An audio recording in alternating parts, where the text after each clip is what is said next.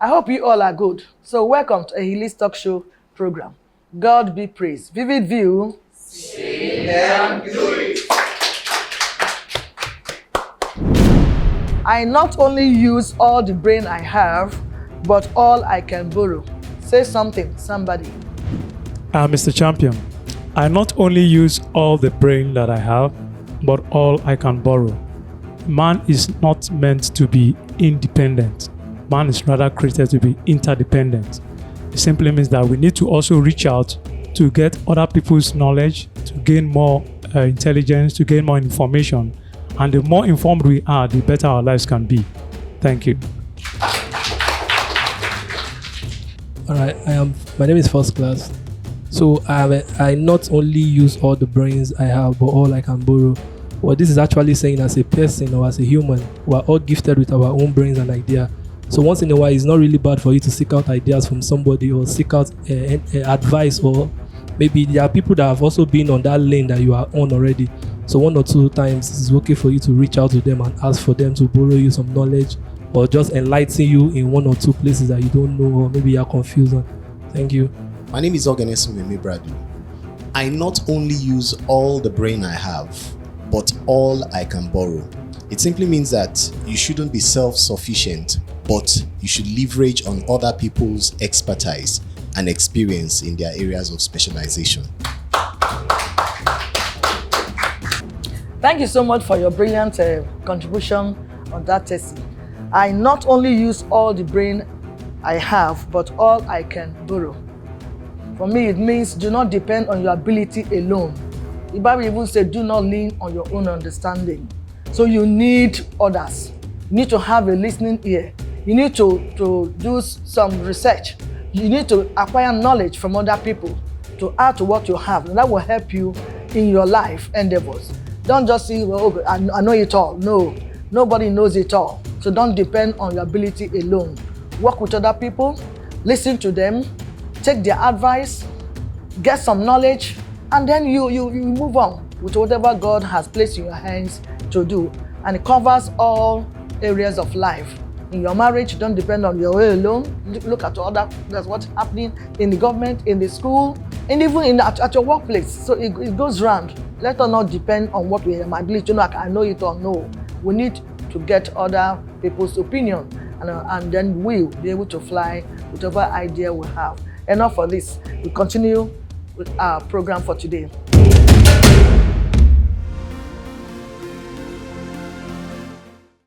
We must have a sense as well as a feeling that we all are members of this country called Nigeria, in spite of the challenges. Moving forward, the topic for discussion today is building value system and national cohesion via education. The guests will be introduced shortly after this break. Please don't go away. Vivid view. See and do it.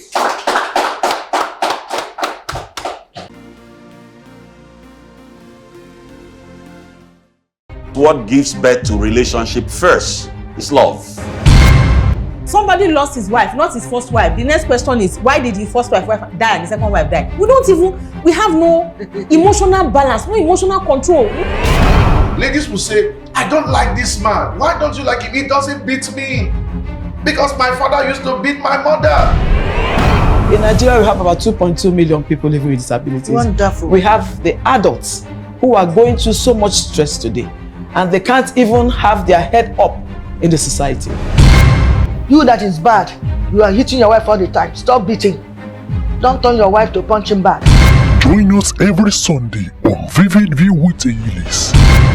You see me, they wear native. It is a planner. It's in a fashion. Anywhere they do their enter chop rice. I know go give up till you go better for me.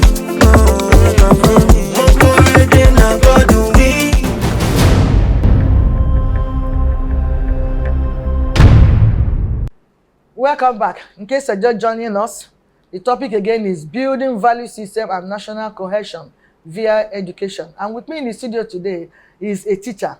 Let's make welcome Uncle Jide, I call him, but Jide Johnson. Vivid view. Say and do it. Say and do it. Vivid view. Thank you very much. It's a pleasure to be with you. Before discussion proper, so please follow us on our social media handles are displayed on the screen. Uncle Jide, you're welcome again. It's a pleasure to be with you, my sister Ehiliz. And thank you for having me. Thank you so much. You're welcome. So let's just go straight to the perspective of this subject matter. Well, it's important for us to talk about value system, which takes us to the issue of citizenship, which talks about our cultural value, our political value, our social value. Which invariably affects our economic value. And the best way to do that is through our educational system. However, what you call value can also be termed to be the Nigerian dream. Okay. In America, they call it the American dream. What is the American dream? What belief do you have in the system? What are the acceptable standard of behavioral pattern that you must have as an American, both for those that are in elected office and those that elected them into office too? The question we need to ask is, what is the Nigerian value as conceptualized by government and shared with the entire citizenry, which becomes the focus with which we conduct our personal life and then our communal life as a citizen of the Nigerian body politic? Well, for most nations, the value system is encapsulated in their national anthem. It's captured in their pledge, and then it becomes, some people say your national anthem. It becomes the confession. Now, if you explain some of the basic elements, which is meant to be the Nigerian value, in the first stanza of our national anthem, you begin to wonder all of these character traits which every Nigerian should have as a Nigerian, and those that we have given the responsibility of superintending over the affairs of Nigeria should have. What's the level of obedience to things in Nigeria? Obedience to law, obedience to traffic. Are those even in government? Do they even obey the law of the land? What is the constitution, the supreme organ of that, of the Nigerian society? Do we have respect for institutions? So one of the critical elements in terms of the values is for people to comply. Compliance with basic principles, rules, and regulation. Nigeria will hail thee, our own dear native land. Though tribe and tongue may differ, in brotherhood we stand. Nigeria are proud to serve our sovereign motherland. By nature, God did not entrust man with the capacity to conceive babies, because fathers, quote unquote, are adventurous. Mothers are conservative.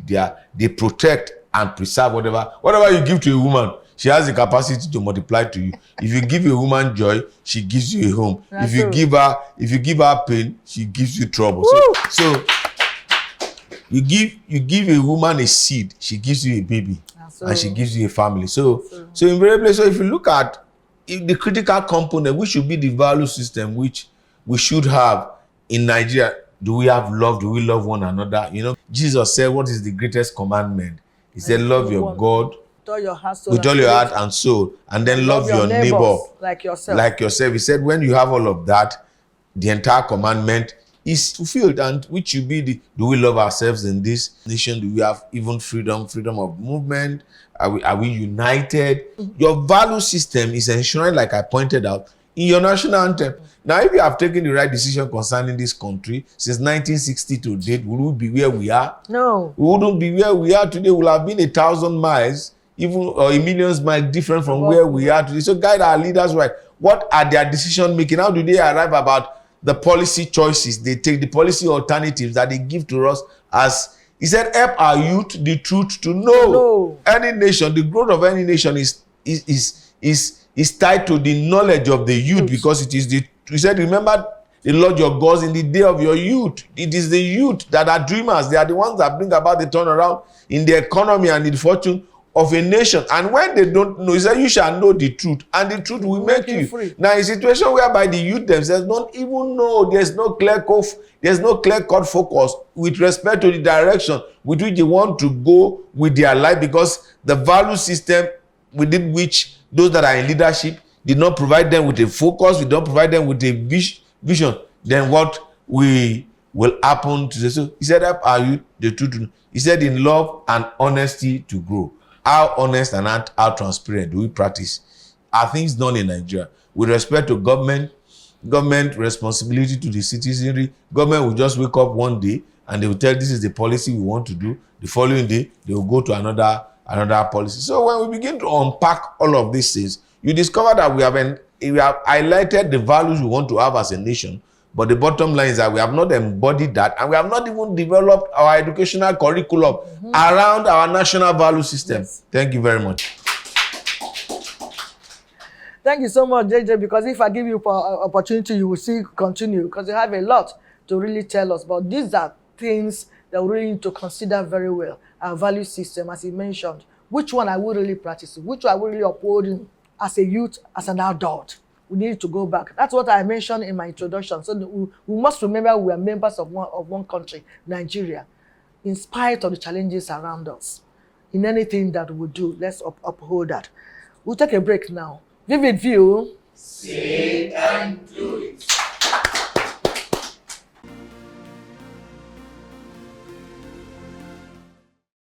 Welcome back. We're still discussing building value system and national cohesion via education. In all of this, Doctor, why is the value system eroded? And what factors are responsible? He said, where there is no vision, the people cast off restraint. The challenge you have is that what is the Nigerian vision? What is the Nigerian dream? What is it that it's been projected to an average Nigerian that if you follow this path, you're on the path of success, you're on the path of greatness. I've said it. The presence of Yahoo boy is a function of the presence of Yahoo government. And when the youth sees that the best way for you to become rich and successful is for you to help yourself by cooking the books, because you have one position of authority or the other at the national level, at the state level, at the local government level. So why will you bring? They say children look at what we do and not what we say. And not what we say. And then if you discover that people that do not have any money, and all of a sudden they are elected into public office, within few years they become even richer than the state, then you begin to wonder, what kind of impression are you sending to the youth? Are the youth interested in going to school again? Are they interested in learning any trade? Are they interested? What they are, because the society itself has become materialistic. I was sharing with some of my students. I said, what will make someone to buy Maybach Mercedes in Nigeria, 3-1, at least 3, and you have like 12 exquisite cars in your garage? Where are you going to do? Where are the roads that you are going to drive it? And you call yourself a senator of the Federal Republic. I don't seem to understand. Are you into showbiz business? Are you into showbiz that you have Maybach, different version of Maybach in your garage? So the kind of signals that those that we have elected into office has become materialistic, and it's not peculiar to those that are in government. It's also eating deep into what we call the moral institutions. Yes. The moral institutions are the churches, the religious bodies. You even see, you remember while we are growing up, pastors don't drive jeep, they don't have private jet, so everything has become materialistic. Yes. So we have projected a materialistic society. So everybody thinks that, well, the only way I can be someone of value, you don't derive your value from your self-worth, you derive your value from what you have. And while we are growing up, there is a saying that we used to share, and I think it's in even Proverbs. I think it was Proverbs 20 that was translated to Yoruba language. A good name, better than riches. It's better than riches. And they tell you, not your money, T1. Remember the son of whom you are. So these are critical components that cast off restraint on people. But now, the parents would rather want the child to do yahoo as long as they have the money. Yes. They use the money to cover up for it. But in the past, if you have money and people can't trace the source of your money, you are not respected.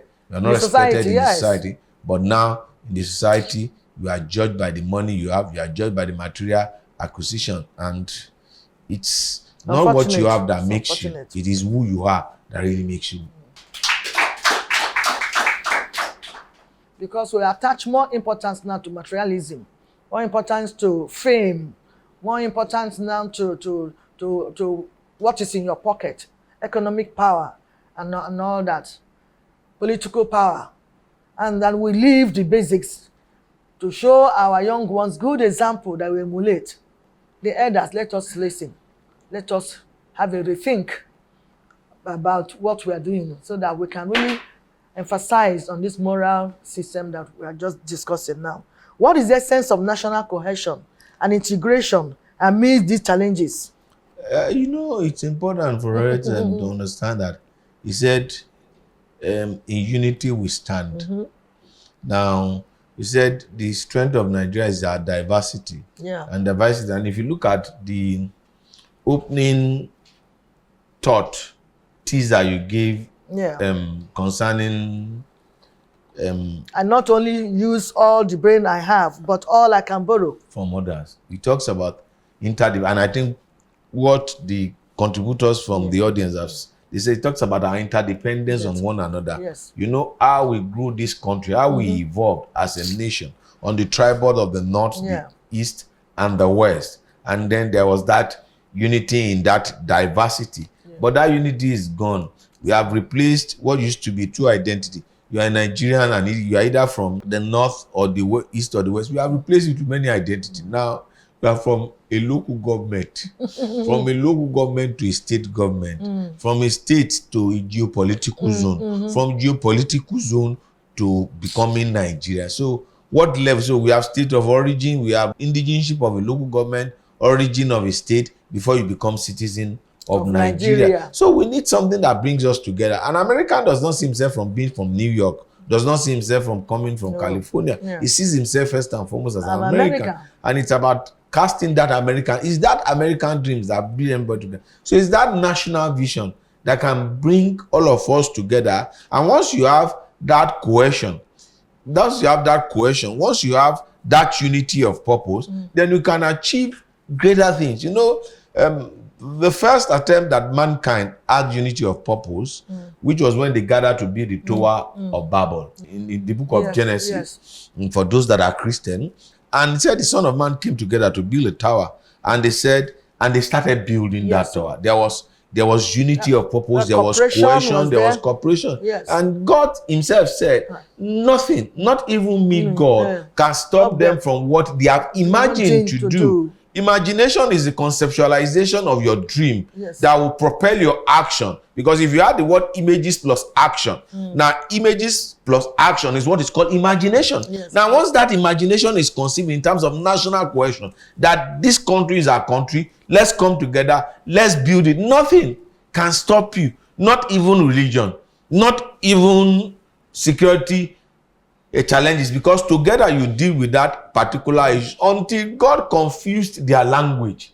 They were building the tower, and that tower will have touched everyone. And it is because we don't have that cohesion, that's why we have not been able to build a nation.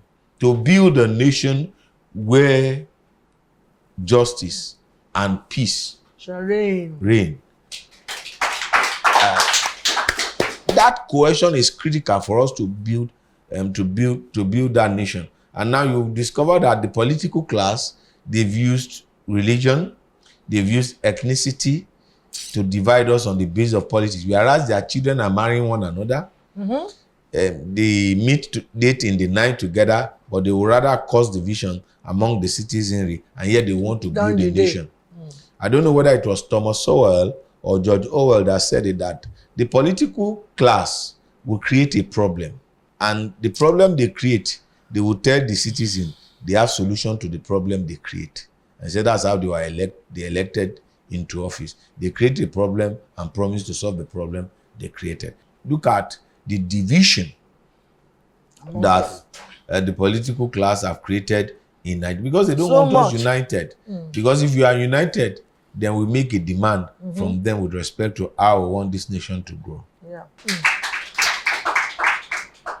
Thank you so much. The example you cited is even America, but we have a close down one in Africa. That's Rwanda. After the genocide. Yeah. There's nobody now coming from There be Tutsis and you are not identified. No. Thank you very much. Yes. There's no the Tutsis and the Hutus. All of that identity Rwanda has been removed. And I've said it that there's the need for us to remove the state of origin from, and we need to remove local. In Nigeria, should be able to claim whichever area you are giving birth to. I should be able to claim, if I'm giving birth to in Kano, I should be able to claim that I'm from Kano. If I'm giving birth to in Enugu, I should be able to claim that I'm from Enugu. Nigerians will travel out of Nigeria and they will go to United States of America and they will claim citizenship of that state. But you come back home to claim the citizen of a particular state where there are so many people that are giving birth to in Lagos. They've never been to any part of the world outside of Lagos, and some people say they can't claim citizenship of Lagos. It's just crazy. We are not ready for the real conversation. We are not ready for growth. And people we live in a country whereby people are dogmatic in their thinking. Honestly. They are not pragmatic in their thinking.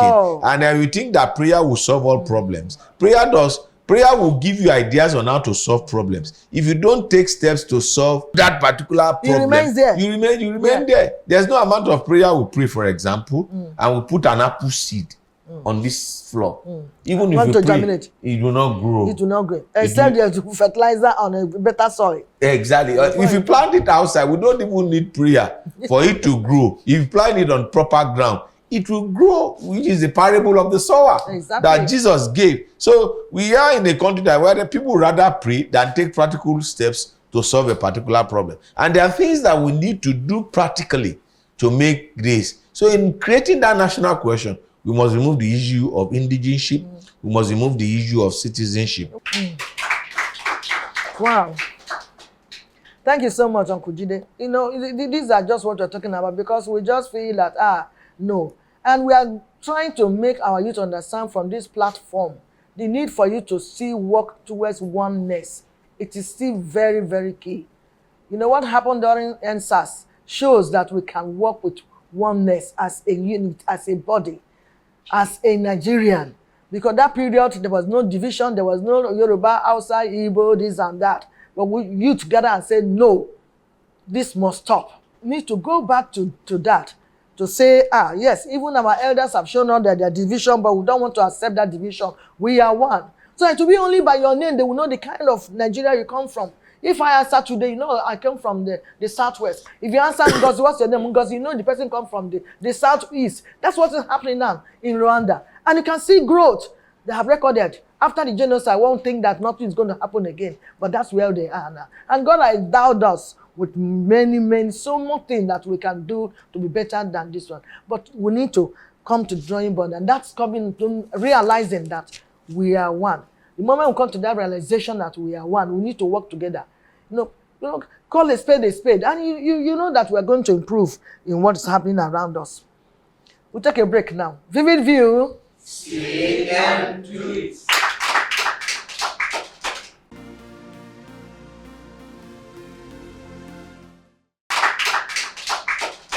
Welcome back.